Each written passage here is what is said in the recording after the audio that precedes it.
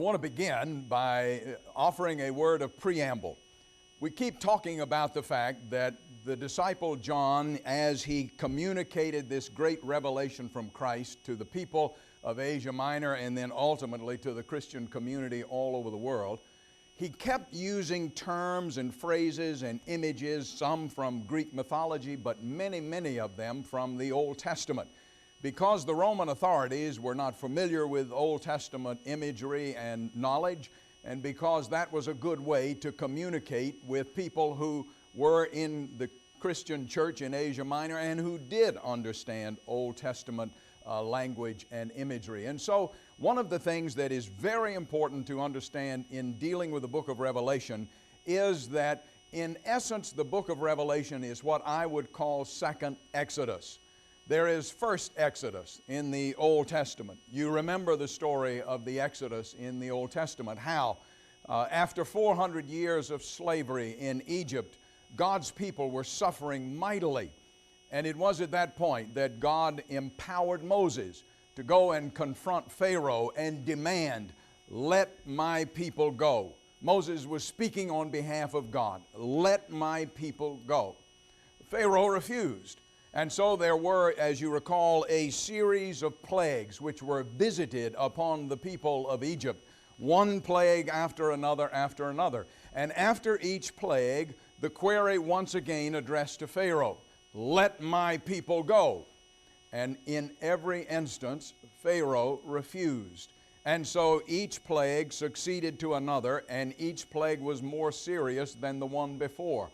Finally, the last plague, the death of the firstborn of the families of Egypt, was the clincher. That's the straw that broke the camel's back.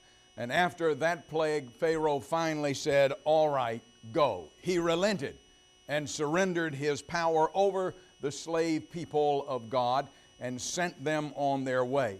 However, it wasn't very long before they realized that this trek to freedom was in fact fraught with danger. First of all, they were confronted with the obstacle of the Red Sea, how to cross it. And then Pharaoh, in the meantime, had changed his mind and had sent his vast armies in pursuit of the people, determined to either slaughter them or return them to slavery in Egypt. And it was at that point that God intervened into the circumstance, parted the waters of the Red Sea. The people of Israel walked across in safety and security, and then began their journey in the wilderness on the other side. Pharaoh's army thundered after them. Once they were in the midst of the Red Sea, the waters returned, the army was destroyed, God's people were delivered. They then engaged in a long journey through the wilderness, 40 years in fact, during which time they were prepared very slowly and gently but deliberately by God for their ability then to occupy the great promised land. That's first Exodus. That's the Old Testament Exodus. The people in Asia Minor remembered that story intimately. They knew all of the details of it. And so there is a sense in which Revelation takes the Exodus story and overlays it into a new setting and a new situation.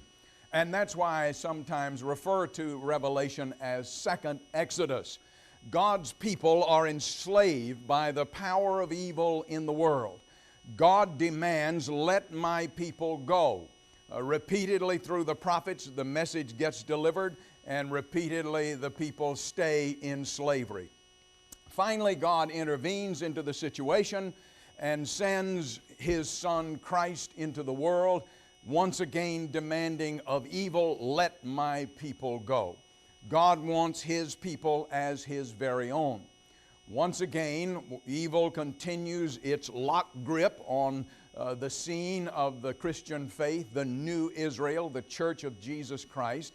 And as a result of that, a series of plagues begin to unfold, one after another in successive order. And those plagues we have seen all the way through human history and even experience some of that now. But the reality is that evil still has hold. But God is still determined to keep His people safe and secure, and He will do whatever is necessary. And so the promise that Revelation gives to us is that Jesus Christ is going to return to this earth. And at the point of return, the waters of evil will be parted, and God's people will move in safety and security through the waters of evil and on to the promised land of the kingdom of heaven. That's the hope that awaits us. Well, for Christians in Asia Minor suffering under terrible persecution, suffering under colossal evil, what a vivid picture that would be, and a picture filled with extraordinary hope. That is the hope of Revelation. Second, Exodus.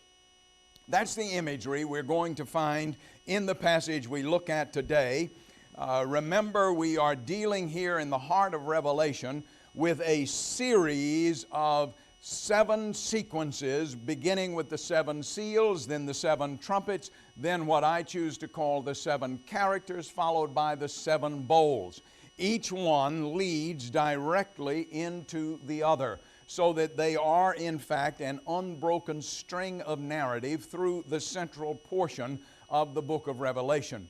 Today we come to the 7 trumpets. The 7th seal, beginning of the 8th chapter of Revelation, opens the way. It's the transition verse that moves us to the 7 trumpets. And here is the reading. I saw the 7 angels who stand before God, and to them were given 7 trumpets. Then the 7 angels who had the 7 trumpets prepared to sound them. And then we follow the normal pattern, which is ours in Revelation. We have 4 trumpets, which reflect the earthly perspective on things. Then we move to 2 trumpets, which reflect the divine perspective on things. Then we have an interlude. The interlude is always the powerful, direct word from Christ to the church. And then we find the 7th trumpet, which leads then to the next sequence of 7. We shall come to that shortly. But we begin with the first 4 trumpets. And what I want you to do is to remember, as we work our way through the first 4 trumpets, remember the series of plagues from the first Exodus, because those plagues in essence are replayed in these first 4 trumpets. The first angel sounded his trumpet, and there came hail and fire mixed with blood. It was hurled down upon the earth. 1/3 of the earth was burned up, 1/3 of the trees were burned up, and all of the green grass was burned up. Now I want you to remember that earlier in the 7 seals we talked about 1/4 of the earth being impacted. Now the fraction is growing larger. The message is the judgment is being visited upon a greater portion of the earth. Now we're talking about 1/3 of the earth. And so the first angel with the trumpet sounds the judgment of natural disasters and storms. Those kinds of things were very real in the lives of the people of Asia Minor, and they would have understood it. And certainly here on this barrier island on the east coast of America, we understand the reality and the power of those kinds of storms and what happens. The second angel sounded his trumpet, and something like a huge mountain all ablaze was thrown into the sea. 1/3 of the sea turned into blood, 1/3 of the living creatures in the sea died, and 1/3 of the ships were destroyed. Now, go back in your history books to 79 AD. In that year, that was prior to the writing of Revelation, in that year, Mount Vesuvius exploded. The great volcano was released, and the lava flowed out of there in enormous quantities, swept down the side of the mountain, took out the whole city of Pompeii, flowed into the Gulf of Naples, destroyed all the ships in the Gulf of Naples, plus destroyed all of the sea life in the Gulf of Naples. Well, the people in Asia Minor were very much aware of what had happened then, and so this would have been something that really caught their attention. He's talking about things like volcanoes. The third angel sounded his trumpet, and a great star blazing like a torch fell from the sky on 1/3 of the rivers and on the springs of water. The name of the star is wormwood. 1/3 of the waters turned bitter, and many people died from the waters that had become bitter.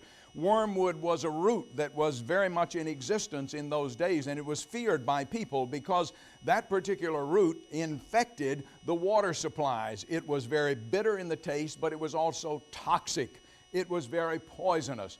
And we are certainly aware, in light of the disaster of Katrina, what happens when toxic water becomes the reality across the field of human civilization. It is a terribly destructive force, and once again, the people of Asia Minor would have understood that from the earthly perspective, this was the judgment because of evil being worked out in the world. The fourth angel sounded his trumpet, and a third of the sun was struck, a third of the moon, a third of the stars, so that a third of them turned dark. A third of the day was without light, and also a third of the night. Darkness is always the symbol for evil. In fact, people who are specialists in security will tell you that the reality is the best way to guard against evil and ill intent is not armaments, but light. Evil cannot pierce the darkness, or will not pierce the darkness. If you want to make your home secure, light it up on the outside. That is the best way to create a secure environment. That's the symbol that John is using here at this point in the Revelation. It's no accident, for example, that Jesus is called in Scripture the light of the world. Jesus is the light. He comes into the darkness. John tells us in his gospel, he comes into the darkness, and the light shines in the darkness, and the darkness cannot overcome it. No darkness can overcome any light. And that's the promise that's here. Yes, the world is dark because of evil, and that darkness is spreading because evil is exercising its power over the earth, but the light of Jesus Christ continues to shine. As I watched, I heard an eagle. It's actually there a vulture that was flying in midair, calling out in a loud voice, "Woe, woe, woe to the inhabitants of the earth because of the trumpet blasts about to be sounded by the other three angels." So we move now from the perspective of earth to the next angels with trumpets, and they are going to give us the divine perspective. The fifth angel sounded his trumpet, and I saw a star that had fallen from the sky to the earth. The star was given the key to the shaft of the abyss, and when he opened the abyss, smoke rose from it like the smoke from a gigantic furnace. The sun and the sky were darkened by the smoke from the abyss. One of the great questions that we as Christians in our world today constantly have to deal with is, where does evil come from? If God is a perfect God, how can evil exist? How could a perfect God create evil? The answer is, God doesn't create evil, but God is supreme, and God does therefore create the capacity for evil, the potential for evil. God, for example, does not make us as puppets or marionettes. He doesn't desire just to jerk us around and make us do everything He wants us to do. Instead, He creates us free with the decision-making power that He has given us. He wants us to be able to choose between good and evil, between right and wrong. He wants to strengthen and encourage us always to choose the right and the good. But we are free to choose that which is wrong and that which is evil. And so therefore, God has created the capacity for evil, the ability to choose that which is evil. And we get the picture here that the angels were given exactly that same capacity. And one of them engaged in choosing what was wrong and what was evil, and therefore he was dropped from heaven. He was a fallen angel, and he was given the keys to hell. The keys to the abyss is the way it is worded here. He was given access over hell. And it then goes on to describe, out of the smoke of hell, the smoke of the abyss, locusts came down upon the earth and were given power like that of scorpions of the earth. How interesting that he uses locusts and scorpions together. Locusts were the most feared insects of all. They were insects who came in great hordes, and when they arrived, they absolutely destroyed the landscape. Everything they ate, everything except humankind. They destroyed everything, and so they were feared. In essence, the message here is that that's what evil is like. Evil comes and destroys everything. But there is an addition here. This one says that they were told not to harm the grass or the plants or the trees, but only people, those who did not have the seal of God on their foreheads. So these locusts don't destroy the vegetation, they destroy human character.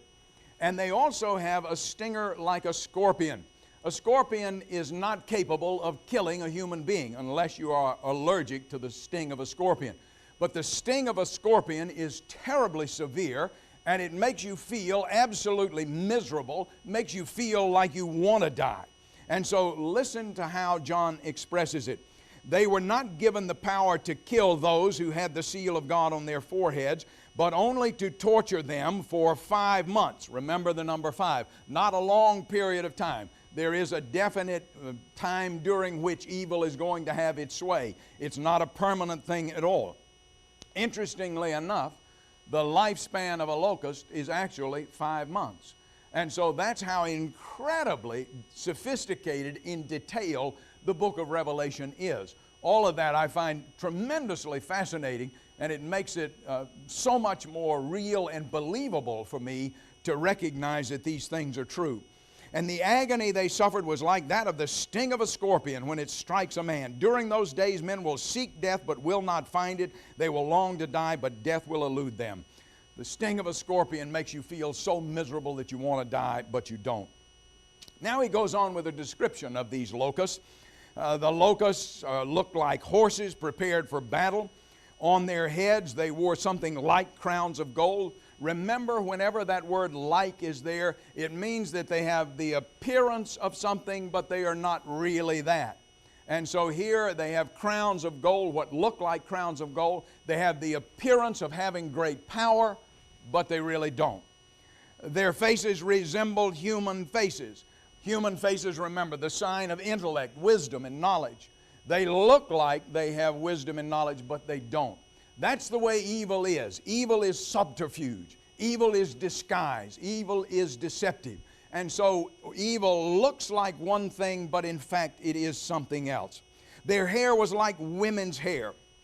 Women's hair was regarded as a sacred sign of beauty in that part of the world. That's still true in the Middle East today, which is why women in the Middle East always wear their hair covered. It is a sign of sacred beauty. And so evil comes to us looking very beautiful and attractive, but in fact it is not. Their teeth were like lion's teeth. Evil looks fearsome, and it does have an impact, but it is not going to be totally destructive. They had breastplates or scales like breastplates of iron. And the sound of their wings was like the thundering of many horses and chariots rushing into battle. A horde of locusts sound just exactly that way. They had tails and stings like scorpions, and in their tails they had the power to torment people for 5 months. Not permanently, but for a relatively short time. They had as king over them the angel of the abyss, whose name in Hebrew is Abaddon, which means the destroyer, and in Greek, Apollyon. Now let me stop just for a second here, because this is a wonderful little joke that John has right here in the middle of Revelation. Apollo was the Greek god of war. Domitian, the emperor of Rome, called himself the new Apollo, and he wanted to be worshiped as a god. He saw himself as being supremely powerful. And John here uses not the word Apollo, but the word Apollyon, which is the diminutive form of Apollo, which means that in essence, John was saying that Domitian is not the great god of war. Domitian is nothing more than just a little pipsqueak Apollo. Pitiful little figure. He has no threat, really. We are under the grip of an infinitely greater power. And so this is a direct stab at the Emperor Domitian. The sixth angel blew his trumpet, and I heard a voice coming from the horns of the golden altar that is before God. It said to the sixth angel who had the trumpet, "Release the 4 angels who are bound at the great river Euphrates." A very critical phrase. The people in Asia Minor would have responded immediately to this. The Euphrates River, which is in present-day Iraq, as we all know, the river Euphrates was the eastern boundary of the Roman Empire. The Roman Empire stopped at the river Euphrates. On the other side of that river were the Parthians, whom the Romans feared desperately, and then beyond that, the great massive armies of the Orient. And so for the Romans, the river Euphrates was a significant boundary, and they always feared the forces living on the other side. And so right here at the point in time where Rome is extraordinarily powerful, John is delivering the message: the 4 angels are going to be released on the other side of the river Euphrates. The hordes from the east will come, and the Roman Empire will be destroyed. Now we know that that's what he's saying, because when you go on in this little passage, the 4 angels had been kept ready for this very hour and day and month and year, were released to kill 1/3 of mankind. The number of the mounted troops was 200 million. I heard their number. By the way, 200 million is 10,000 times 10,000 times 2. Remember that the number 10,000 was the number that was the maximum that the people in that day and age could understand and comprehend.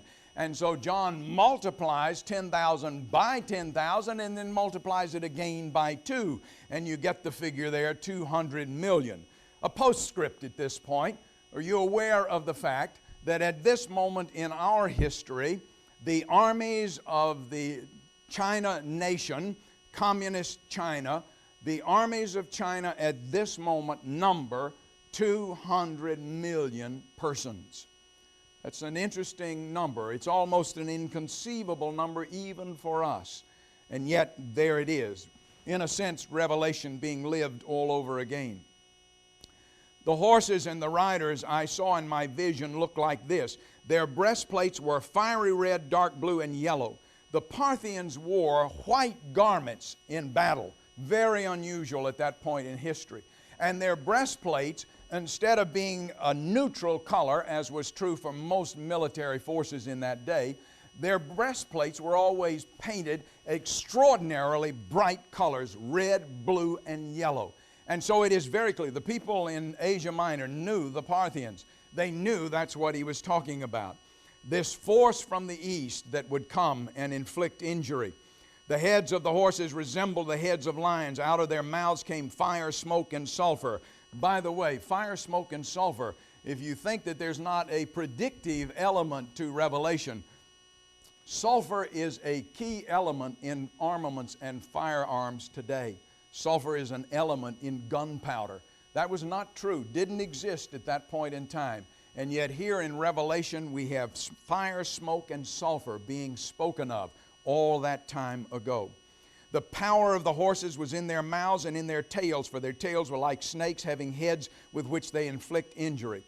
The rest of mankind that were not killed by these plagues, remember Exodus, still did not repent of the work of their hands. They did not stop worshiping demons and idols of gold, silver, bronze, stone, and wood, idols that cannot see or hear or walk.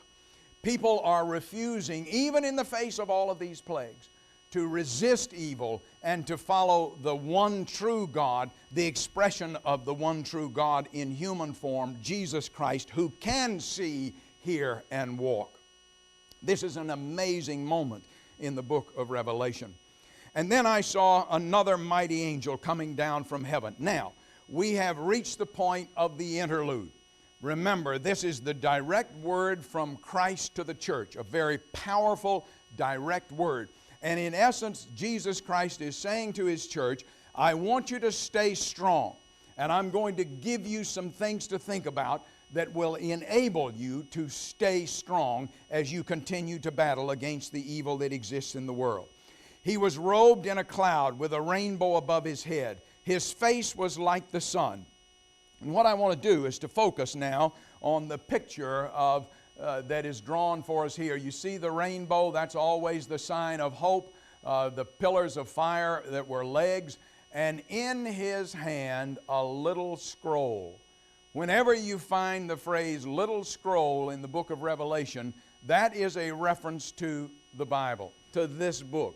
The big scroll, remember, from the earlier portion of Revelation is the ultimate revelation of God. That is not what the Bible is. The Bible is a little scroll. It is a partial revelation of God directed to humankind, and it is to be treasured as that. He was holding a little scroll which lay open in his hand. He planted his right foot on the sea, his left foot on the land. He gave a loud shout like the roar of a lion. When he shouted, the voices of the seven thunders spoke, and when the seven thunders spoke, I was about to write. But I heard a voice from heaven say, seal up what the seven thunders have said and do not write it down. An amazing moment in Revelation. He was about to have another portion of seven. Seven thunders were about to be revealed. And yet suddenly a voice from heaven says, no, you're not ready.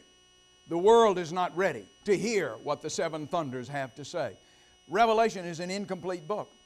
At some point, maybe it's not until we get to heaven, we're going to understand what the seven thunders are, but not now. There's a parallel to this in 2 Corinthians 12, where Paul has this great vision where he is lifted up to heaven. And he says there, I saw some things which cannot be told or expressed to human beings. There are certain aspects of the future, certain aspects of the heavenly kingdom that are so overpowering that we are not yet ready to hear them and to understand them. And so you have the angel with the little scroll and the power that is contained there.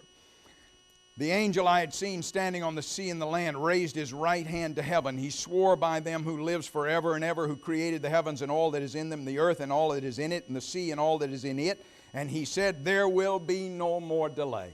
Time is short. Evil's grip on the earth and on the people of God is limited. It is not permanent. The time is short. In the days when the seventh angel is about to sound his trumpet, the mystery of God will be accomplished, just as he announced to his servants the prophets. And then the voice I heard from heaven spoke to me once more. Go and take the scroll that lies open in the hand of the angel who's standing on the sea and on the land. I went to the angel, asked him to give me the little scroll, the Bible. He said to me, take it and eat it. It will turn your stomach sour, but in your mouth it will be as sweet as honey. Well, take and eat. Take the Bible and eat it. What does that mean? The reality is, in our own time, when we read a good book, one of the things that we say is, I devoured that book. That's what he's saying. Devour the Word of God in Scripture. Take it in. Devour it. And it's not going to be easy. Some of it's going to make it really tough to digest because some of it is about judgment. But there's a lot of it that's about grace, and that's going to be as sweet as honey in your mouth. But the reality is, we need to devour the Word of God, let it become a part of us, and then he finishes up with this charge. Then I was told, you must prophesy again about many peoples, nations, languages, and kings. You are to go out and proclaim the Word of God to the world around you. Now we come to the section called the two witnesses, where in essence, John is saying here that two of the great figures of the Old Testament are all the promise that you need, that what we are talking about here is true. He says, go and measure the temple of God and the altar and count the worshipers there. He's talking about the Old Testament. That's a sign. I'm talking here about the Old Testament, that which has gone before us. Do not measure the outside court because it has been given to the Gentiles. They will trample on the holy city for 42 months. And I will give power to my two witnesses, and they will prophesy for 1,260 days. Once again, numbers. The number 42 months. 6 times 7 equals 42. The perfect number multiplied by the imperfect number gives 42 months. 42 months are 1,260 days. That is a period of 3.5 years. That is 1/2 of the perfect number. And so whenever he uses 42 months, 1,260 days, 3.5 years, or another phrase we're going to see later on, time, times, and half a time, we'll look at that in a few moments. Whenever he says that, he is meaning that the judgment and the grip will not be permanent. It's going to be overwhelming because he's dealing with the perfect number 7, but it's not going to be permanent. These are the 2 olive trees and the 2 lampstands that stand before the Lord of the earth. Then he goes on to give us the hints as to who the 2 are. The 2 lampstands who are delivering the light of God. One of them is this: if anyone tries to harm them, fire comes from their mouths and devours their enemies. 2 Kings 1. Elijah calls down fire from heaven upon the enemies of God. So there's the clue that the first one of the witnesses is Elijah. Then it goes on. This is how anyone who wants to harm them must die. These men have the power to shut up the sky so that it will not rain during the time they are prophesying. They have the power to turn the waters into blood and to strike the earth with every kind of plague as often as they want. That's Moses. And so he is saying here, Elijah and Moses are the clue and the promise. That's what happened in the Old Testament. God was preparing the way for the coming of Christ. If you go back to the story of the Transfiguration, and remember John was there on the top of the mountain, Jesus is transfigured, and the three disciples, Peter, James, and John, see two figures with Jesus on the top of the mountain. The two are Moses and Elijah. That is no accident. John is in essence saying this is the tie between the Old Testament and the New. The Old Testament feeds the New, prepares the way for Jesus Christ. And then we come to the seventh trumpet. The seventh angel sounded his trumpet, and there were loud voices in heaven which said, "The kingdom of the world has become the kingdom of our Lord and of his Christ."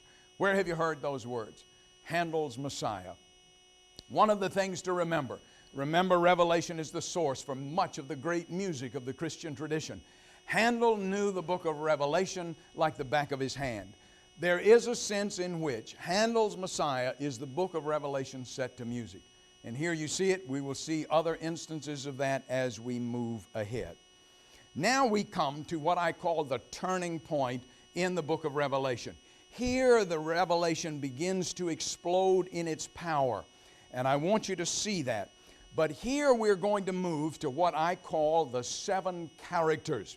Now, it's very important to see that when we get to the seven characters, we have a slightly altered pattern. This is the one place where that is true. Here we have four characters who are in the earthly perspective. Then we have three characters who are in the heavenly perspective. And then we have an interlude. And that interlude is actually divided into two parts. I call them interlude A and B. Interlude B is the transition element to the next sequence of seven, the seven bowls. So here the altar pattern is just slight, but it is a slight alteration. Now, here's what I want you to see. This is absolutely fascinating to me. In all of my years in the ministry, I certainly have never preached on, nor have I ever heard or read a sermon preached on the Christmas story in Revelation. But that's what this is. We tend to think that the Christmas story is found in Matthew and Luke. That it is. But no one ever stops to think that the Christmas story is also told in the book of Revelation. And that is what is happening here in the 12th chapter. You're going to see it right from the very first line. A great and wondrous sign appeared in heaven. Remember what happened prior to the birth of Jesus. A great and wondrous sign or star appeared in the heavens. And that star became a critical element in the unfolding Christmas story. What I want you to grasp here is that this is the Christmas story in Revelation terms. And it is incredibly powerful. In essence, John is saying, under the inspiration of Christ, I want you all not to forget who you are. I'm going to tell you the story of how all of this happened, but I'm going to do it in language that is coded and veiled. And so he tells the Christmas story to the people of Asia Minor. It's a staggering thing. A woman clothed with the sun. Now, what I do in my own Bible is I write down the numbers by each of the seven characters in this sequence because they're not clearly numbered otherwise. And I put by a woman clothed with the sun, the number 1. A woman clothed with the sun, that is always a sign of the majesty of God. She has the moon under her feet. The moon is the light that shines in the darkness. That again is the symbol of Christ in the world. And a crown of 12 stars on her head. The 12 stars, the 12 angels represent the 12 disciples. That's the symbol of the church. The woman becomes the matriarchal symbol of the church. Little wonder our Roman Catholic friends put such heavy weight upon the role of Mary in the life of the church. she was pregnant and cried out in pain as she was about to give birth. Then another sign appeared in heaven. Remember, the star moved. We remember how the wise men were led by that wondrous sign in heaven. And then listen to what happens now. An enormous red dragon. That's the second character. Put a number 2 by that. The red dragon. Go back to Genesis. How is evil portrayed in the book of Genesis? As a serpent, a snake. Here, evil is portrayed as a dragon. Same species as the snake, but bigger, badder. And so what John is saying here is that evil is now multiplied and amplified. Not just a little snake now, this red dragon with 7 heads and 10 horns and 7 crowns on his heads. His tail swept a third of the stars out of the sky and flung them to the earth. Remember, at Halloween, we love to see little children dressed in red with a little pointy tail and little horns on their heads and a little pitchfork, and they're saying trick or treat, and we think that's so cute. But that's actually a caricature of this particular vision in the book of Revelation. The red dragon is nothing to laugh about, nothing to smile about. He isn't cute at all. Here's what I want you to hear.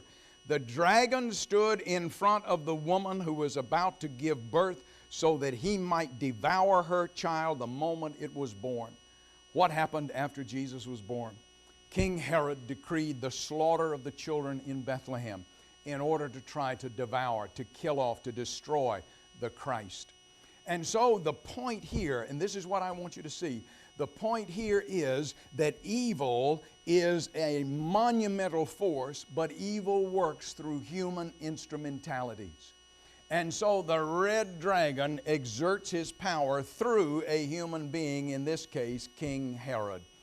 And that's the way evil works, and that's why we ought to be afraid of evil and do everything we can to resist it. She, the woman, gave birth to a son, a male child. That's character number 3, a male child, who will rule all the nations with an iron scepter. Very important to catch that phrase, iron scepter. Make a note in the margin of your Bible, Psalm 2, verse 9, and go back and read it. That is a messianic psalm, a psalm which predicts the coming of the Messiah. And it says when the Messiah comes, he will rule with an iron scepter. And so here you see John is actually taking this amazing picture from Psalm, and he is saying he is going to rule with an iron scepter. This male child is the Messiah, the Christ. And her child was snatched up to God and to his throne. Well, there's the picture of the ascension. Jesus, at the end of his earthly ministry, he is literally snatched up to heaven. That's the picture of the ascension. The people in Asia Minor would have known that. They would have known what he was saying at that point.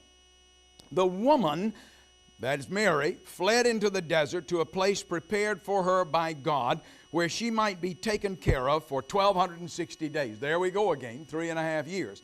The desert, by the way, let me quickly say this. In the Bible, the desert or the wilderness always has a double function. Yes, it is a geographical location, but it is also a spiritual reality.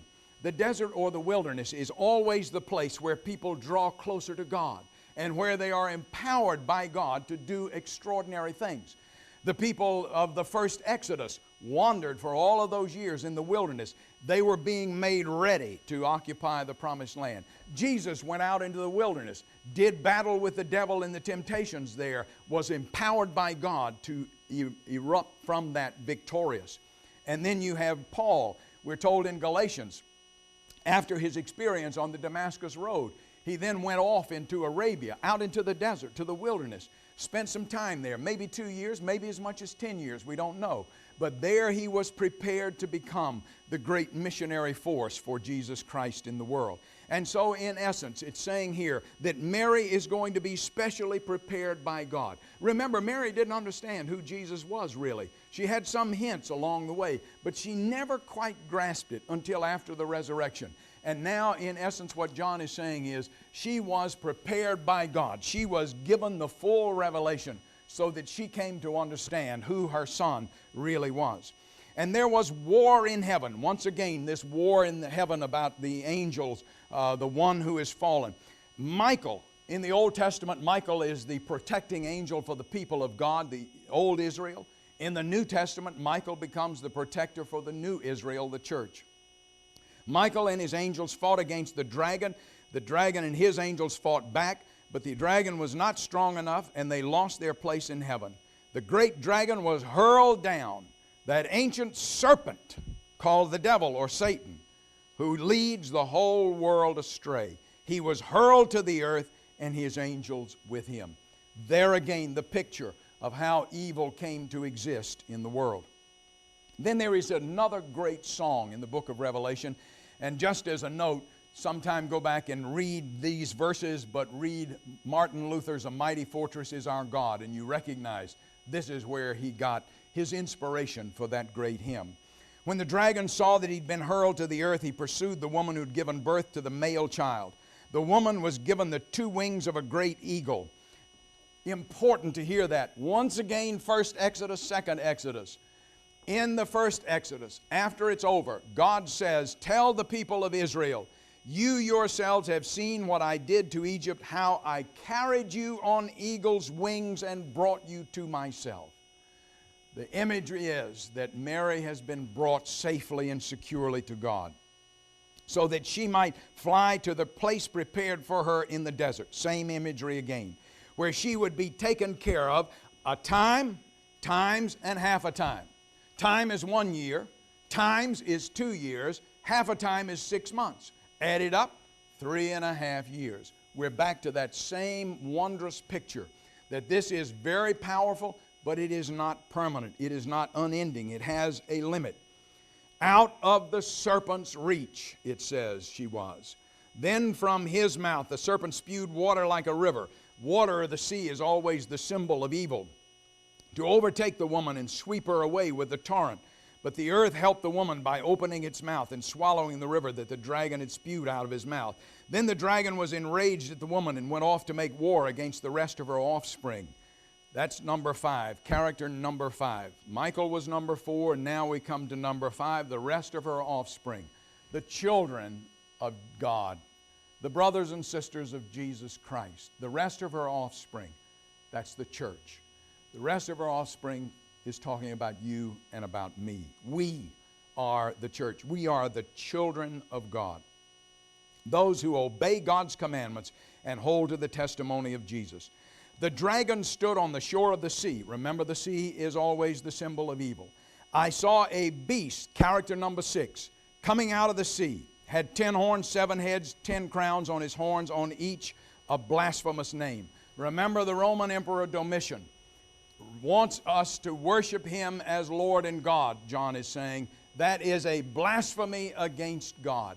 And so he is giving the clue here that he's talking about the earthly ruler, Domitian.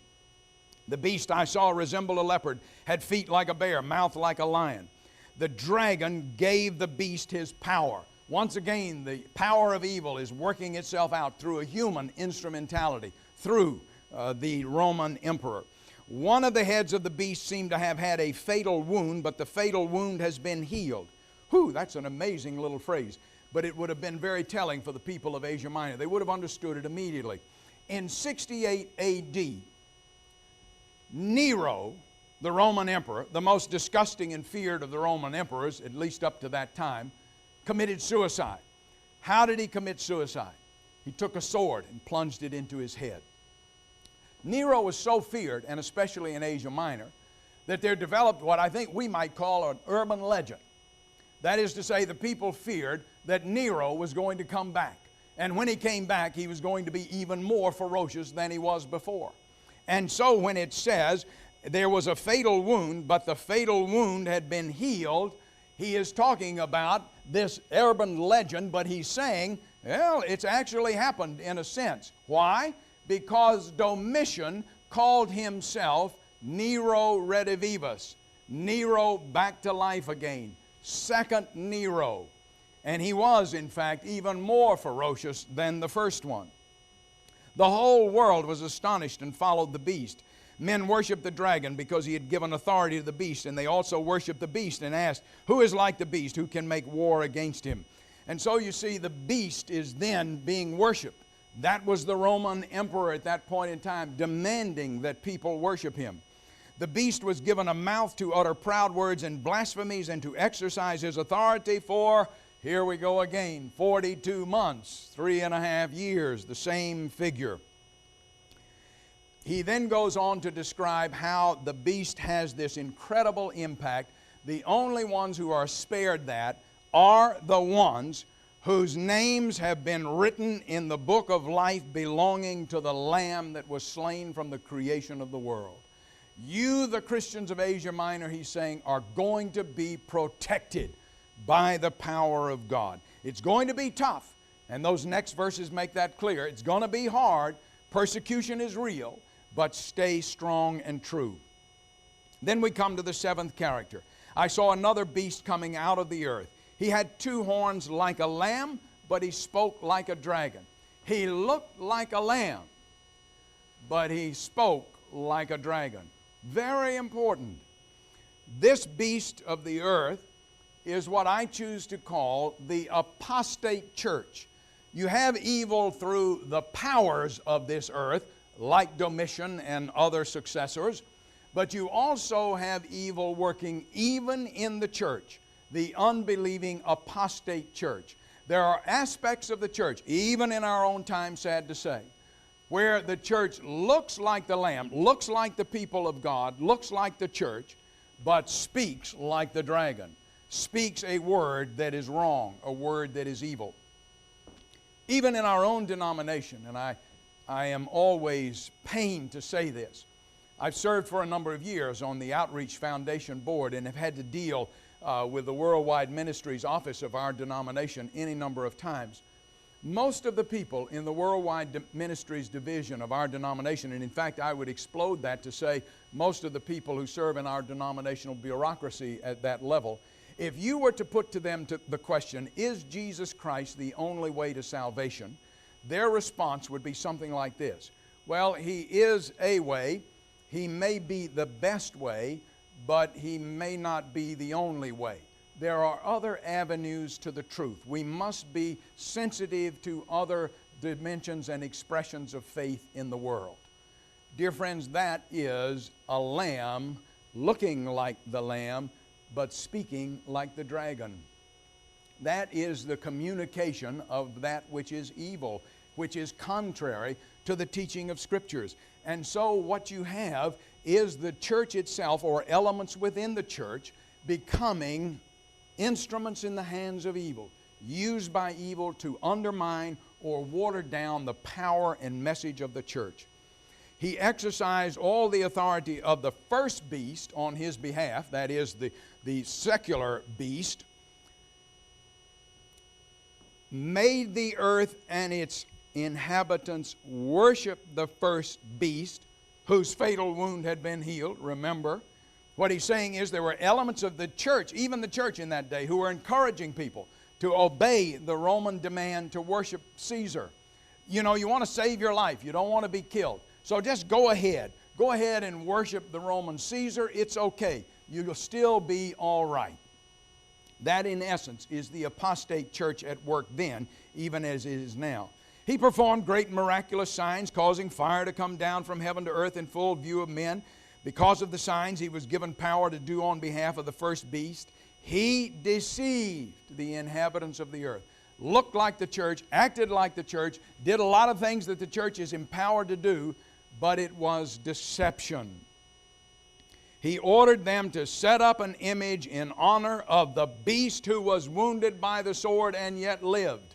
Once again, an image. Second Nero, wounded by the sword and yet lived. He was given power to give breath to the image of the first beast so that it could speak and cause all who refused to worship the image to be killed. He also forced everyone, small and great, rich and poor, free and slave, to receive a mark on his right hand or on his forehead so that no one could buy or sell unless he had the mark, which is the name of the beast or the number of his name. The deceptive church, the apostate church, encourages people to adapt themselves to the culture.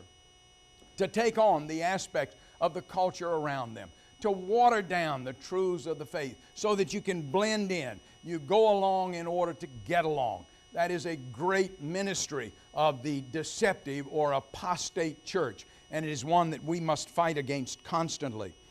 This calls for wisdom. If anyone has insight, let him calculate the number of the beast, for it is man's number. His number is 666. Now, in our time, we make a lot out of that number 666. And remember, he's already warned us this takes wisdom. So you're going to be wise after you get through with this little exercise. But what I want to do is to remember that the mark of the beast is one that is built on the code.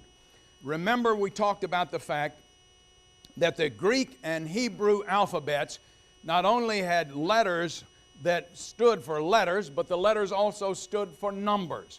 Now, interestingly enough, if you take the Greek and Hebrew phrase, Neron Caesar, and that's what in essence Domitian was calling himself, the new Nero, if you take those letters, and here you have the breakdown of the Hebrew form, NRWN, remember that Hebrew does not have vowels, it only has consonants. And so these are the consonants that go with the word Neron. And then QSR, that is Caesar. The German word Kaiser, Kaisar. Caesar, Caesar. All of it means the same thing. The ruler, the emperor. Neron Kaiser, Neron Caesar. When you apply the numerical value to those letters, you add it up, and the number is 666. Interestingly enough, there's some ancient manuscripts, and some people have actually tried to use those as a way of discrediting the book of Revelation. They say that those manuscripts at this point don't use the number 666, they use the number 616. And so therefore, you can discredit this whole thing, this whole message of Revelation.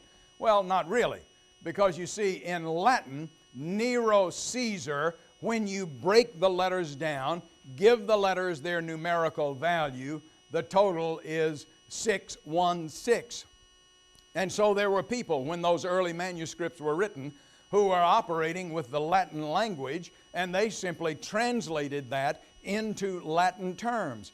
But the message was still the same. Further documentation for me rests in the fact that Domitian called himself Theos Caesar. Theos is the word God. He called himself God. If you take the letters Theos Caesar and apply the numerical values to them, interestingly enough, the total comes to 666. Now, the reality is, John is saying that you can determine, if you look hard enough, that there are powerful people in the world who have been enslaved by evil and who are being used by evil to accomplish evil ends. And so I think it's safe to say that, yes, he was referring to Domitian. I have no doubt about that. But it doesn't take a lot of good sense to look at the world around us now and to see any number of figures who might well have upon them the numbers 666. There are those who are a part of the power of evil at work in the world around us now. And then we come to what I call Interlude A. Then I looked, and there before me was the Lamb, Christ, standing on Mount Zion. Mount Zion is the great hill in Calvary in Jerusalem where the temple was. It is the place where Abraham sacrificed Isaac. It is a very critical place to the Hebrew people then, even now. It is also a critical place to us as Christians. And so the Lamb is standing on Mount Zion, with him the 144,000 who had his name and his Father's name written on their foreheads. That is the great multitude of the heavenly hosts, those who have gone to be with the Lord, who have moved through the Red Sea of evil on to the promised land. I heard a sound from heaven like the roar of rushing waters, like a loud peal of thunder. The sound I heard was like that of harpists playing their harps. They sang a new song before the throne and before the four living creatures and the elders. No one could learn the song except the 144,000 who had been redeemed from the earth. These are those who did not defile themselves with women, for they kept themselves pure. Understand, please, that much of the pagan worship in Asia Minor was directed toward the goddess Diana. And those who worshiped the goddess Diana were referred to that worship as being like fornication. And so there was this sexual dimension to the worship of Diana. And in essence, what he's saying here is those who are in the promised land of heaven are those who have resisted the lure of the worship of the pagan gods or the evil gods of the world around them. They kept themselves pure. They follow the Lamb wherever he goes. They were purchased from among men and offered as first fruits to God and the Lamb. No lie was found in their mouths. They are blameless. Right there, Interlude A ends. We're going to pick up Interlude B next week because that leads to the transition to the seven bowls. But let me go back just a second. They follow the Lamb wherever he goes. Someday I'm going to sit down and write a series of fantastic one-liners that are drawn from the book of Revelation. There are so many of them, and this is one of my favorites. They follow the Lamb wherever he goes. I would encourage all of you to write that in your Bibles, write it on the refrigerator, tuck it away in your heart. We are called to follow the Lamb wherever he goes. That is the discipleship to which we are called. And if we follow the Lamb, ultimately, wherever he goes, well, it's going to be ultimately through the Red Sea of evil. The sea will part. We will follow the Lamb wherever he goes. And wherever he goes is right through the gates of the kingdom of heaven. And there we shall be with him forever. God bless you. Go in peace.